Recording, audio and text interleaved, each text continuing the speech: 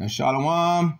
We'd like to give all praises and all honors to YaHAWAH and Ba'ashem, YaHAWAH, Ba'ashem, Rakakwadash. Double honor to the apostles and elders of the great millstone that taught us this truth, peace, and salutation to the hopeful elects. Shalom. Welcome to the hopeful elects. And we thank ever so much our fathers in this truth, Apostle Tahar, Apostle Gabar, Apostle Aramla, and Elder Bishop Zachariah.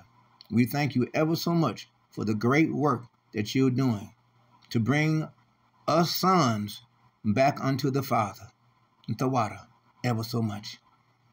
This is your Hebrew Israelite brother, Mashaba, here in the city of Detroit. Okay, welcome to today's lesson. Today's lesson is on Psalms chapter 7, verse 11. It's going to be a short lesson, okay? We're going to go straight off into it. Psalms chapter 7, verse 11. And it reads, God judges, YaHAWAH judges the righteous, and the righteous being us, the hopeful elect. Okay, the 1/3. We're judged because, one, we know better. You see, the 2/3, they're destroyed. But us, we're not. We're in the spirit of YaHAWAH Ba'ashem Yahushua, you see. And YaHAWAH is angry with the wicked every day. Every day, YaHAWAH is angry with the wicked. Every day, there's wrath and judgment going out upon the wicked. Every night, overnight, the Lord does his work, his handiwork in judging peoples. And so by morning, it is clear, blood splatters here and there, you know, on the sidewalks and in the streets of all those that wanted to go out and hang out in the night and all that. Well, there's a punishment. There's a judgment for that. All that running around in the night. You see? You see? And the angels reveal it by morning time. Okay. These are related. This is related to the entire verse. Or God or YaHAWAH is a righteous judge. Psalm chapter 7 and 8. Psalms 94 and 15. Psalms 140 and 12 and 13. We're going to go off into some of these precepts right here, right now. We're going to go off into this. This is Psalms chapter 7, verse 8. The Lord shall judge the people. You see, the people that is his people. You see, he shall judge in righteousness those that are his children. But those that are the wicked, those that are of the wicked, which would be the 2/3, the heathens and the Edomites, well then, hey, y'all can look forward to all out judgment and wrath. Not just a punishment to bring you onto the righteous path. No, just all out judgment and wrath, because it's already clear.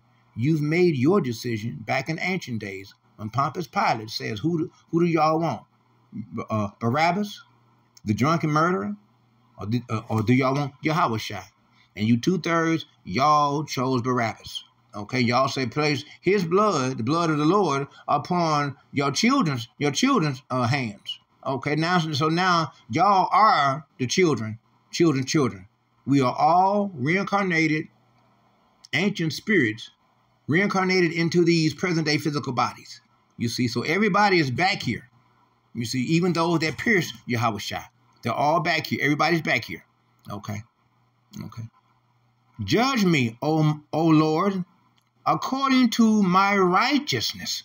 You see, according to our righteousness, that's the reason why each and every man must work out his own salvation. As to the reason why each and every man must be persuaded in his own mind. No matter what you say or what you do, if a brother not getting it, then he's not chosen. Okay, Matthew chapter 22, verse 14. Many are called, but only a few are chosen.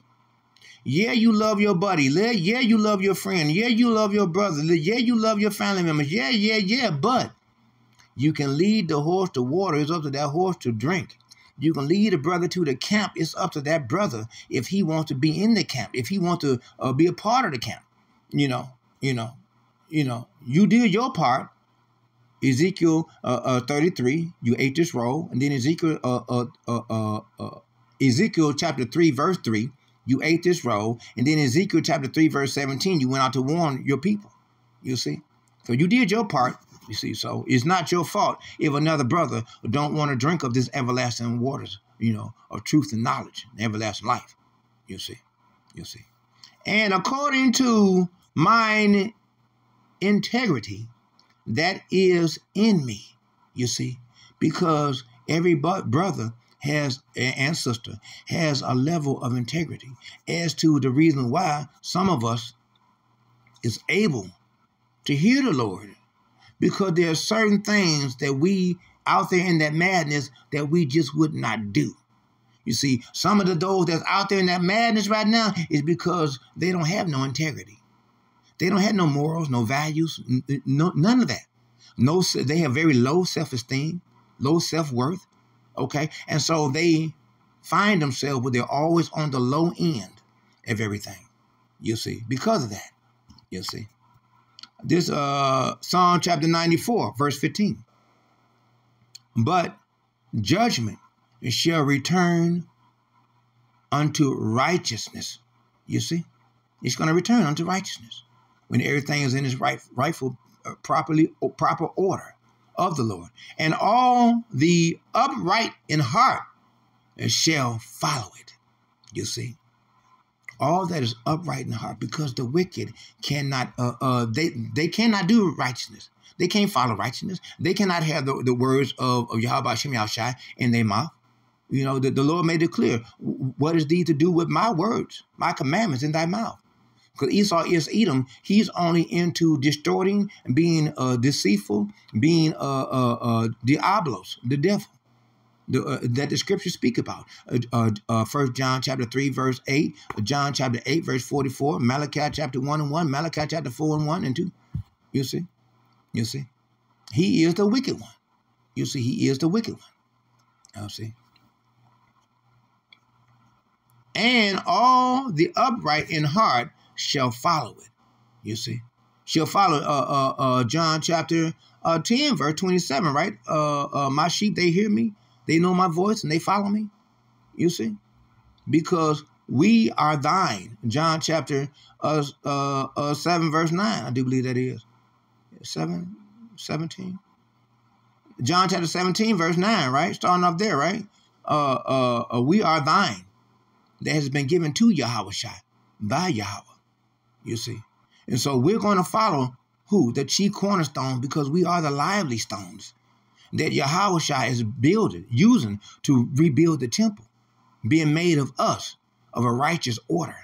You see, that's why we got to maintain this truth that we're doing and pushing this truth, making the sacrifice of the calves of our stammering lips as we do this foolish thing called preaching. This is what we're supposed to be doing. You see, because if a man has faith, then he's going to have works. You see, flat out.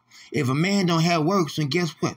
He ain't got no faith, because YaHAWAH has given each and every man faith according to what YaHAWAH has intended to use that man for.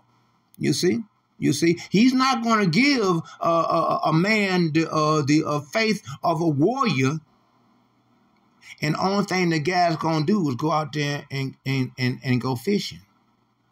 You don't need to be a warrior to go fishing. Okay?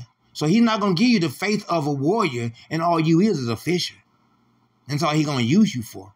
You see, he give his strongest fights. YaHAWAH give his strongest fights to his strongest warriors. You see. So when YaHAWAH, that's the reason why we must bear the indignation of the Lord, because we have sinned against him. He's always making us, molding us, shaping us, and doing these different things to get us ready for the battle. The battle that's coming, that we, as his sons, he's going to get us ready, because YaHAWAH uses us as his sons, his servants, his saints, his prophets, his voices, and his battle axes. You see, these are the things that we're used for in the order of the Lord. Psalm chapter 140, verse 12. I know that the Lord will maintain the cause of the afflicted. You see, he's going to maintain our cause, because it is he whom has afflicted us. You see, Hosea chapter 5, verse 16, I do believe that is. The Lord returned back to his high place, back to his throne. You see, until we have acknowledged our iniquities, until we have acknowledged our wrong. You see, once we acknowledge our wrong, that we have done and seek him. And yes, in our afflictions, we do seek the Lord early. Because when a man, what is that? I think that's either Sirach or Jeremiah, in chapter 11, verse 25, where it says, put it in the comment board, somebody, where it says that the time of prosperity, affliction is forgotten. It's forgotten. When you're doing good, you ain't thinking about anything that happened to you that was bad and that was bold. No, you feeling good. You thinking good, feeling all right and all that, you know. But when calamity and woe weighs down upon a person's shoulder, a person can't think about no good times. How can you think about a good time when all this hell is all around us? You see, as to the reason why now, many of you brothers, you got to let go of your life. You got to let go. You got to let go of your family members. Let go of your wife. If she's preventing you from rising up into the chariot, you got to let her go. Remember, I got a question I got to ask you. The question is real simple. Are you as great as Moses? And brother, ask yourselves, are you as great as Moses? Moses was YaHAWAH's most greatest, most faithful servant. Yet he did not make it into the promised land. How come? Because he erred. So you got to watch these 2/3 heathens and Edomites to make sure they don't cause you to err and cause you to not make it up into the chariots. You see? That's what you got to maintain, your constant focus. You see? Constant focus. I know that the Lord will maintain the cause of the afflicted, because we are the afflicted. We've been afflicted by YaHAWAH, by H.I.D, YaHAWAH, because of our sins, because of our transgressions, because of what we have done in this life and our past life. That's what we got to pay for, you see. And the right of the poor, you see, and the right of the poor to exist, to live, and to have, and to thrive, and to be, you see. You see. We're not done with, because YaHAWAH's not done with us. Just because we're the afflicted and the poor, don't mean that YaHAWAH is done with us. We are the ones that he's watching over, more so than the rich and the wealthy and the powerful, you see, and the strong. The race is not up to the strongest, the fastest, or the most wealthiest, or the smartest. It's up to Romans chapter 9, verse 15 through 17. It's up to YaHAWAH, as to whom he chooses to have mercy and compassion upon. That's who it's about, whom he chooses. Psalm chapter 140, verse 13. Surely the righteous shall give thanks unto the name, thy name. Here we go with the name again. For you, those of you, Nate, Natalie, Nathaniel, Snake Alaka, Natalie, Snake, Nathaniel Alaka, and your little merry band of purple guys and your little marching crew, ICBU, IB, all your little. I'm making my business not to get y'all names right, because y'all can't get YaHAWAH by H.I.D y'all's name right. Y'all can't get my God's name right, so I can't get y'all names right. Period, punks. Give thanks unto thy name, YaHAWAH by H.I.D YaHAWAH. The upright shall dwell in thy presence. You see, in the presence of the Lord. You see. The upright will reside in the presence of the Lord, you see. And so I'd like to take the time to remind you to press the like button. Okay, go ahead and press the like button. That helps out for the algorithms of the YouTube channel. And also, if you will, please, press the subscription button. Go ahead and press the subscription button and the notification bell. That way, you will receive special notification alerts each time that I release a new video for your spiritual edification. And remember, as YaHAWAH said, if you love me, then feed the sheep. We must always feed the sheep. As good shepherds of the Lord, our job is, as always, is to maintain good grazing pastures for the sheep to graze. And we make sure that they have what? This truth and this knowledge to graze upon. You see, so we're going to go ahead and end the video off there. Lord's willing, you were provoked to thought. Lord's willing, if you were not edified, then hopefully you were provoked to thought. And also, hopefully you are seeing some precepts in here that you can use to put together with some precepts that you have, that you can make an edifying video, as Apostle Gabar would say, an edifying video daily. As YaHAWAH said, I was in the temple teaching daily.